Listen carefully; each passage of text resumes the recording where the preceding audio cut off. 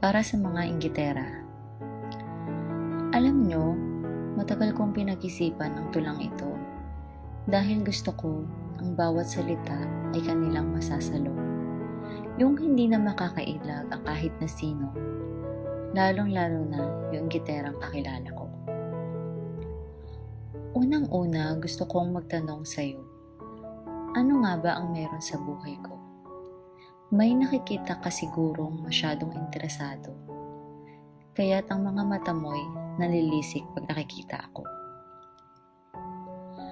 Gaano ba ako kaganda, kaya't ang mata mo'y ako lang ang nakikita. Bawat kilos ko'y alam mo na para bang balita. Lagi kang may chika saan man ako magpunta. Sa paningin mo siguro'y isa akong artista. Simple naman akong tao kung manamit. Pero bakit ba ang bibig mo'y nagngingit-ngit? Sagad ba talaga sa buto ang iyong galit? Kaya't sa iba'y sinisira mo akong pilit. Hindi naman tayo magkaibigan, di ba? Pero bakit sa kwento mo, ako ang palaging bida? Di bali sana kung ang sinasabi mo ay puro magaganda. Kaso sa istorya mo, parang ako lang ang kontrabida. Meron ba akong nagawa sa iyong masama? Sobra kasi kung ako'y iyong isumpa. Ang bibig mo, walang tigil sa pananalita. Ganito ako, ganyan ako, sa mata ng iba. Masaya ka ba sa mga pinagagawa mo? Ang buhay mo ba'y unti-unting umaasenso? Tanong ko lang, malaki ba ang iyong sweldo? Sa bawat paninira mo sa akin na ginawa mo ng trabaho.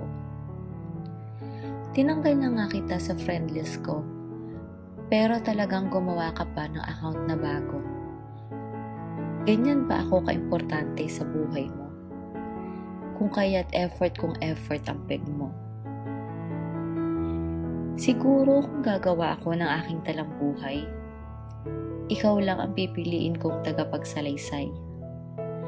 Dahil alam na alam mo ang kwento ng aking buhay, mapasaloob o labas man ng aming bahay. Hindi naman ako nakikipagkompetensya sa iyo. Pero bakit pa gustong-gusto mo akong matalo? Minsan nga iniisip ko, ikaw ang number 1 fan ko.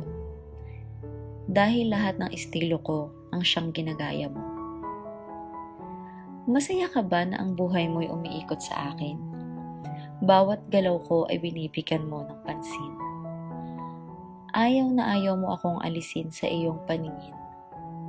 Tapos ako pa ang iyong lalaitin. Alam mo, sa totoo lang, nakakaawa ka.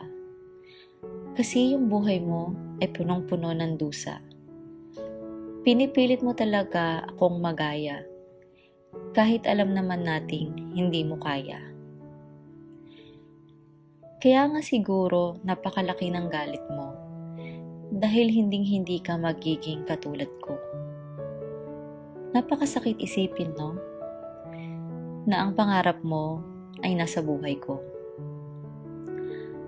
Alam mo, bibigyan kita ng payo. Kung ako sa'yo, sisimulan ko ng magbago.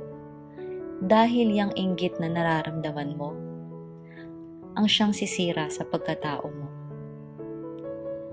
Sana marinig mo ang bawat salita kong sinasambit nang malaman mo na mali ang iyong ikinigiit. Sabi nga nila, kapag ikaw ay puro panlalait, walang ibang dahilan yan kundi inggit.